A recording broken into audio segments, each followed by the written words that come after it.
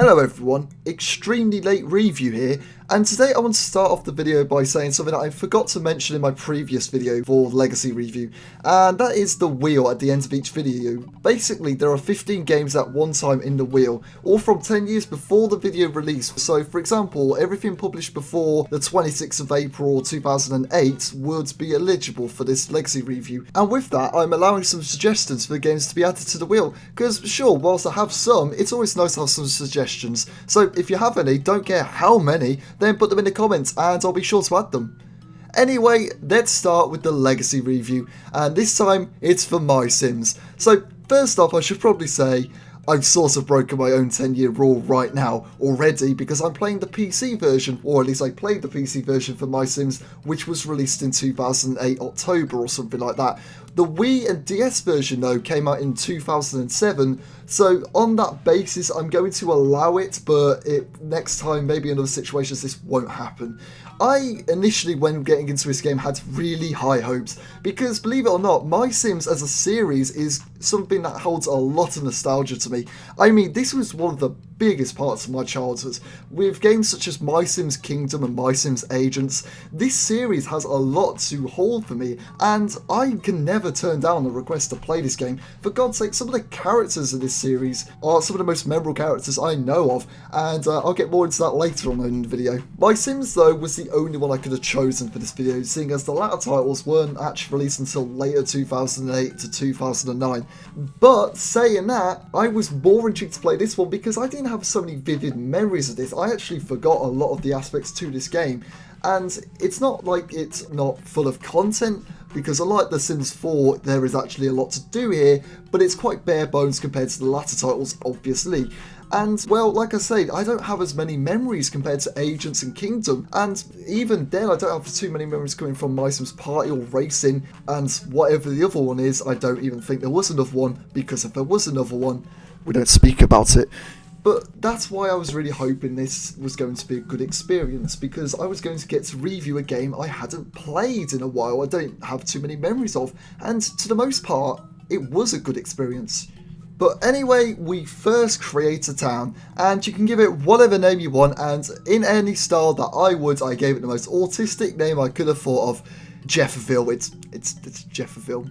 Now, first off, the customization in this game compared to the latter titles of the series, and even the main series line, The Sims, is very, very minimal. You can only wear a certain attire, you can't do a different mix of jeans and shirt, there's only 5 hair colours to choose from, 4 or 5 skin tones, and very little facial features. Again, it's not too extensive, but in many ways you shouldn't really expect it from this game, as in many ways to compare this to The Sims is just not fair. The similarities aren't really there except for the name. After that though, you arrive at your own created place. In my case it's Jefferville.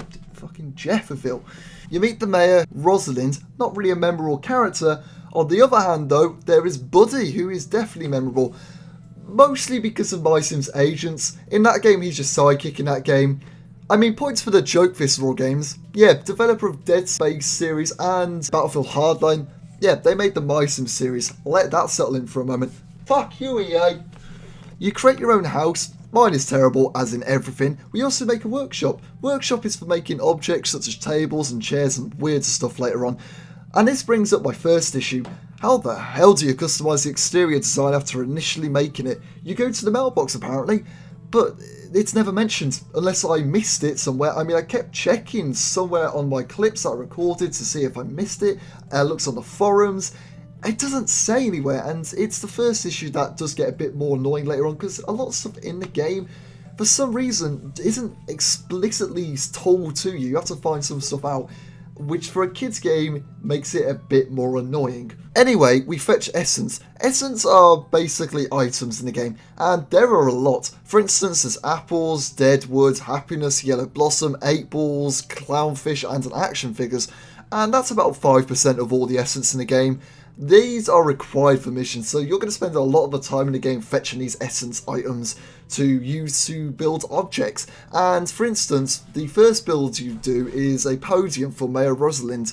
It requires 4 apples, and for that you either use the apples as an object or a paint. And this brings me to my next point. Placing stuff in this game isn't well explained. You have to press gift item apparently, And whilst at heart this would seem pretty simple and obvious, this took me about a few minutes to realise. I would constantly just be talking to her like, okay, why are you not accepting the item? Turns out you do press gift item, but I'm just really retarded and I just didn't do it. Maybe this is an issue for me only because I'm really stupid, but it annoyed the hell out of me.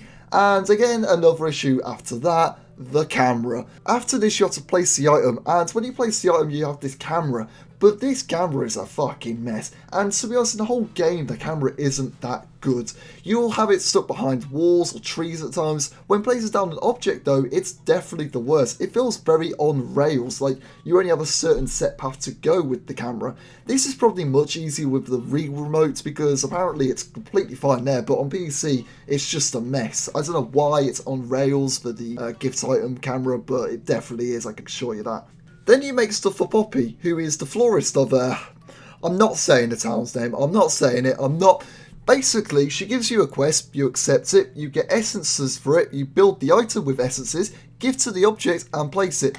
Basically, that's what you do for the whole game. I'm not kidding. This gets really fucking tedious later on. I'm not kidding, it took me about 30 minutes to realise this was the whole game, and I was going to have not much enjoyment if I was just trying to do this in a whole playthrough, which is basically why it took me about 2 months to do this.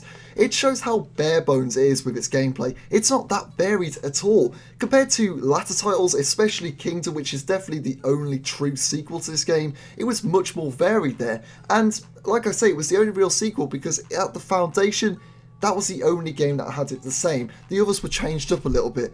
And like I say, because it comes so tedious very quick, I didn't 100% it because of it. The ending for this game was actually the breaking point for me. I didn't get to the ending, but when I saw it ending, I just couldn't be fucked to finish it.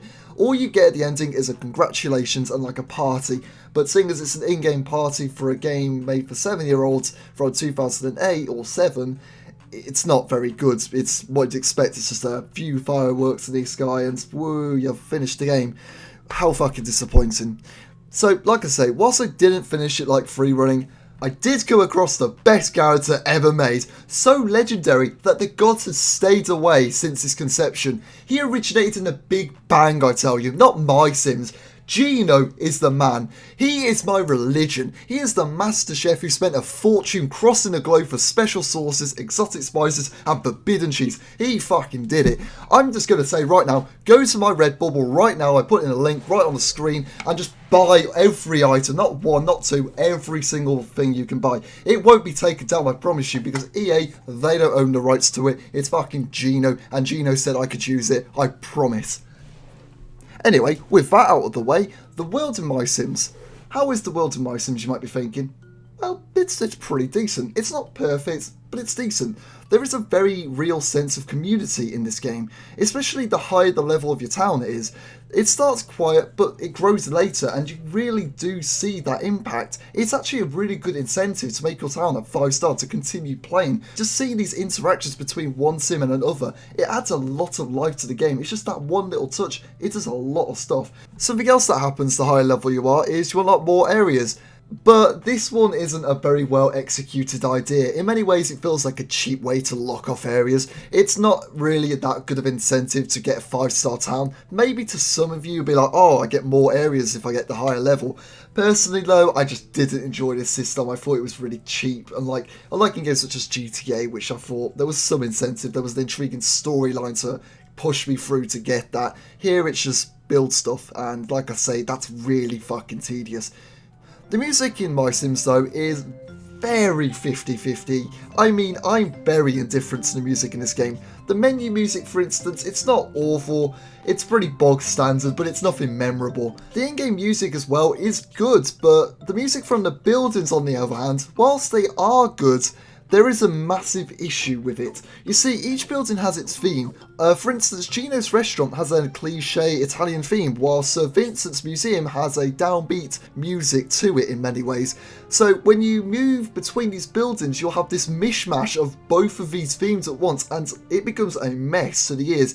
And at some points, you can actually have these 4 themes going into one, and it sounds dreadful. But here's the thing, without the music, the game becomes dull. So if you're getting annoyed by this constant fading in and out for each music theme, game and you want to turn off your music, you'll just have the most dullest experience of your life. So it's sort of recommended to keep the music on as well, which is a very annoying thing when it's very annoying. Overall though, does it tarnish the game itself? Not too much. Actually, in many ways, it doesn't really do anything. It's a good game. It's not perfect, and when you really nitpick stuff like its problems, such as it's tedious and lacking variety, it will annoy you. But really, you have to do a lot of nitpicking to realise that. The aesthetics in the game are brilliant, the characters are likeable, the crafting and building is really well done, and the game's only £4.25, $6, so it's not like you're going to be ripped off in any way. There's actually an incentive to buy the game and keep playing it, unlike No Man's Sky or Sea of Thieves where you do the repetitive stuff for £45 or $60. And you've got Gino, he's basically a god amongst men. Like I say, the aesthetics in the game are very distinguishable, and like I say, because it's so cheap, I don't really think these issues are so massive. I mean, sure, there are issues down at the heart, but really, for £4.25, with all these positive things I have to say for it, I say it's a 7 out of 10. It should be experienced at least once in your life. It's such a good game in many ways, as sure as annoyances, but if you want to play this game every once in a while whilst you're really bored, it's really fun. And if you have a Wii, I really recommend you seek a copy of MySims Kingdom and MySims Agents. Those are definitely superior titles, especially in the gameplay department. Anyway, that's all for the video. If you enjoyed the video, don't forget to like and subscribe, and comment down your opinion down below. I'm always intrigued what you have to say.